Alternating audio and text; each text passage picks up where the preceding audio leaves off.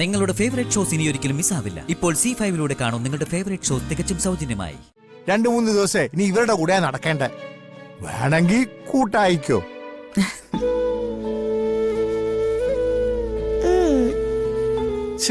നമുക്ക് അമ്പലത്തിലേക്ക് പോവാം.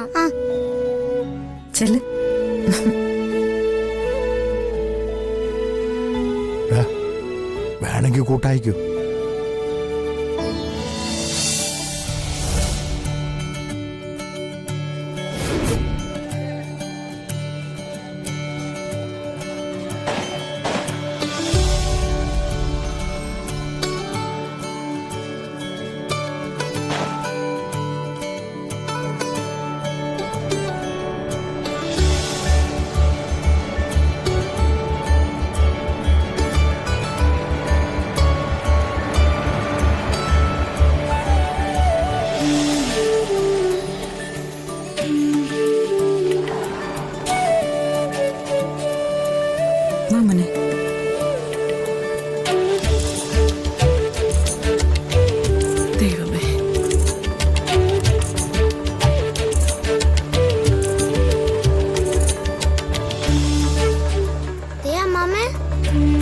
ഹരിയങ്ങളും കല്യാണിയൊക്കെ നിൽക്കുന്നു.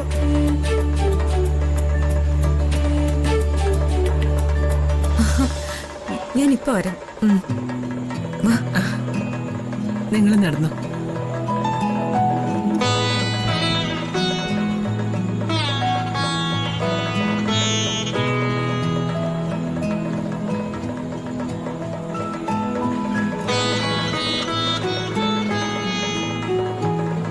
ഹരി, സുജാത, നിങ്ങളിപ്പോ എത്തി? സുജാത നല്ല ആളാ. പോകുന്നെങ്കിൽ ഞങ്ങളോട് കൂടെ ഒന്ന് പറയണ്ടേ? അത് പിന്നെ പെട്ടെന്ന് അങ്ങനെ ഒരു തീരുമാനം എടുത്തു. ഓ, പിന്നെ രാമകൃഷ്ണേട്ടൻ പറഞ്ഞിരുന്നല്ലോ ഹരിക്ക് താല്പര്യമില്ല, മരുന്നുണ്ടാവില്ല എന്ന്. ഇത് തന്നെ എത്ര പാട് കഴിച്ചിട്ടാ ഒന്ന് എത്താൻ പറ്റിയെന്ന് എനിക്ക് മാത്രമല്ലേ അറിയൂ. ചിലരുടെയൊക്കെ മനസ്സലിഞ്ഞാലല്ലേ നമുക്കൊക്കെ ഒന്ന് പുറത്തോട്ട് ഇറങ്ങാൻ പറ്റും. എന്തായാലും നന്നായി. ഇനിയിപ്പോ ഒന്നിച്ചിവിടെ 2-3 ദിവസം ഉണ്ടാവുമല്ലോ.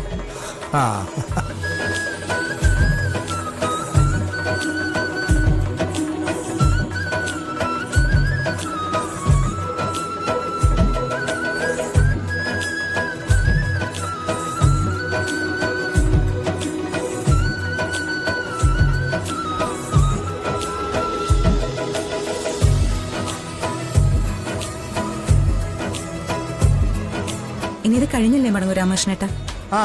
അല്ല, അങ്ങനെ പറയാൻ പറ്റില്ല. ചിലപ്പോ ഒരു ചെല്ലപ്പനും ഇല്ല. എന്നെ വിളിച്ചാ വരുന്നു പ്രതീക്ഷിക്കുന്നെങ്കിൽ ഞാൻ വരുവേയില്ല. ഞാൻ ഇത് കഴിഞ്ഞിട്ടേ ഉള്ളൂ. ആദി, ഇവനൊക്കെ ആരാ? ഞങ്ങളൊക്കെ ഒരു വീട്ടിലാ താമസിക്കുന്നേ.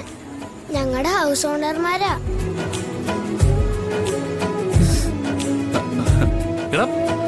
കൊള്ളാലോടാ നിന്റെ പരിചയപ്പെടുത്തല്. ഇതുപോലെ ഗൗരവം കാണിച്ചു നിന്നാ വേറെന്ത് പറയാനാ, അല്ലേ അമ്മേ?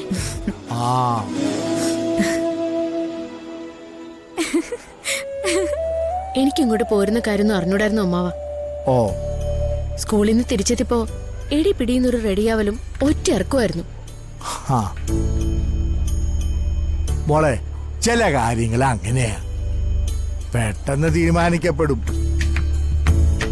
അല്ല, ഈ ഒരു യാഗം കഴിയുമ്പോ അങ്ങനെ ഒരു പ്രാർത്ഥനയും എനിക്കുണ്ട്.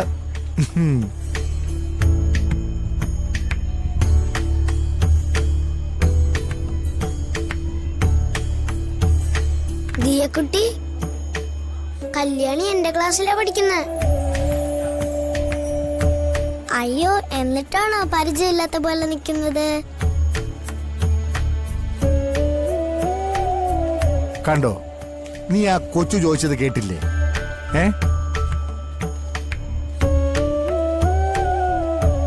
എന്റെ ഒരു ഫ്രണ്ടിന്റെ വണ്ടിയിലാ ഞങ്ങൾ വന്നത്.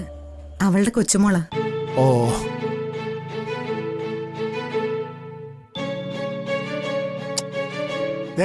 അച്ഛനെ പോലെ ബലം പിടിച്ചൊന്നും നിക്കണ്ട.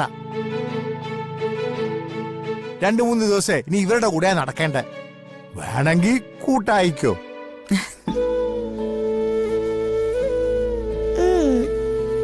ശ്ശെ, ഈ അമ്മ. നമുക്ക് അമ്പലത്തിലേക്ക് പോവാം. ആ ചെല്ല്.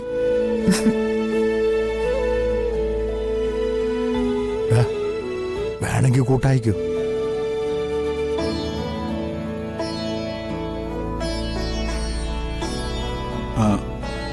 സാധനങ്ങളൊക്കെ വണ്ടിയിൽ തന്നെ ഇരുന്നോട്ടെ അല്ലേ? അതൊക്കെ നമ്മൾ താമസിക്കാൻ പറഞ്ഞിരിക്കുന്ന സ്ഥലത്ത് ഡ്രൈവർ തന്നെ കൊണ്ടുവച്ചോളൂ.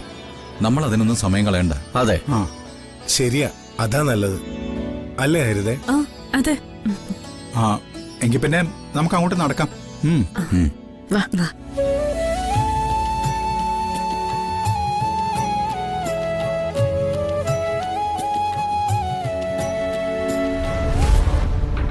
ആ വീട്ടിൽ ആരുമില്ല സാറേ, എങ്ങോട്ടോ കടന്നു കളഞ്ഞെന്നാ തോന്നുന്നേ. നാണോ ഇല്ലടാ നിനക്ക്? നിന്നെയൊക്കെ എന്തിനാ ചെല്ലും ചെലവും തന്ന് കൂടെ കൊണ്ട് നടക്കുന്നത്? തല്ലാൻ പറഞ്ഞ തല്ലണം, കൊല്ലാൻ പറഞ്ഞ കൊല്ലണം. അല്ലാതെ കൈമലർത്തി നിൽക്കാനാണെങ്കിൽ നിന്നെയൊക്കെ കൊണ്ട് എന്ത് ഗുണമാ?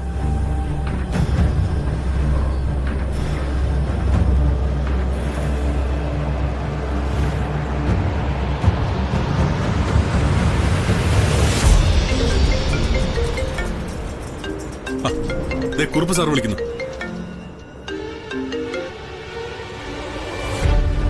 കുറുപ്പ് സാറേ. സാഗറേ, കാര്യങ്ങൾ കുറച്ച് അപകടത്തിലാണല്ലോ. എടോ, ഞാൻ ജഗന്റെ കാര്യമാണ് പറഞ്ഞത്. കുറുപ്പ് സാറിനോട് ഞാൻ പറഞ്ഞതാണല്ലോ, ആ കുടുംബത്തിന്റെ കാര്യത്തിൽ ഞാൻ ഒരു തീരുമാനം എടുത്തിട്ടുണ്ടെന്ന്. താൻ പറഞ്ഞതൊക്കെ സത്യമാ. പക്ഷെ ജഗനും അവളുമായിട്ടുള്ള അടുപ്പം ഓരോ ദിവസവും കൂടിക്കൊണ്ടിരിക്കുക. ഇപ്പോ സദാസമയം അവൻ ആ വന്ദനയുടെ പിറകെയാ.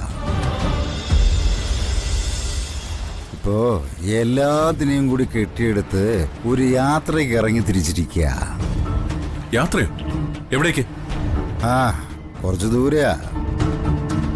ആ ചിറ്റാരത്ത് ഭദ്രാകാളി ക്ഷേത്രത്തിലെ ഒരു യാഗം നടക്കുക.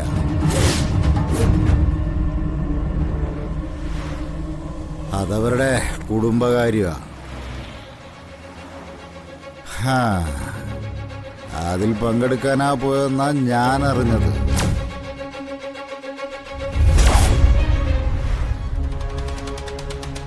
അവര് യാഗത്തിനോ 16 അടിയന്തരത്തിനോ പോട്ടെ, അവിടെ ജഗൻ എന്താണ് കാര്യം?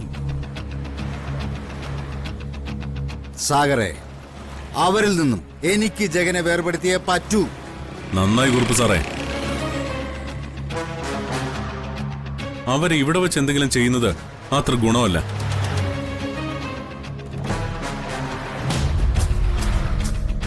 യാഗശാലയിൽ ഐശ്വര്യം തേടിപ്പോയവരുടെ പിന്നാലെ ഞാൻ ആളെ അയച്ചോളാം.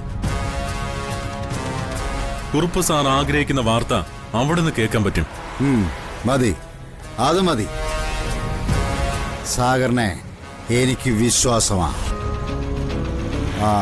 പിന്നൊരു കാര്യം, ജഗൻ അറിയാതെ വേണം കാര്യങ്ങൾ നീക്കാൻ. ഡൗൺലോഡ് ചെയ്യൂ C5 ആപ്പ്. കാണൂ എല്ലാ എപ്പിസോഡുകളും സൗജന്യമായി.